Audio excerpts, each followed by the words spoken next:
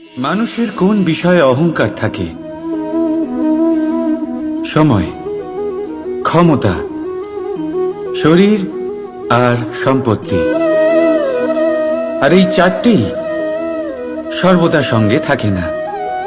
কি বিচিত্র ব্যাপার! আপনি নিজেই দেখুন, সময় আজ ভালো হলেও কাল অবশ্যই খারাপ হতে পারে। ক্ষমতা আজ আপনার থাকলেও কাল তা নাও থাকতে পারে। এই শরীরটা তো নশ্বরই বটে। যত আপনি বার্ধক্যের দিকে অগ্রসর হবেন, দুর্বল হতে থাকবেন, সৌন্দর্য ক্ষীণ হতে থাকবে।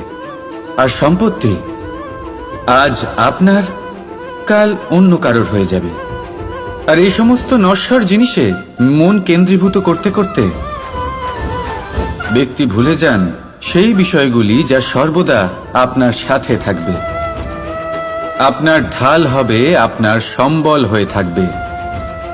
আর তা হল আপনার স্বভাব, বুদ্ধি, সৎসঙ্গ আর খাঁটি সম্পর্ক।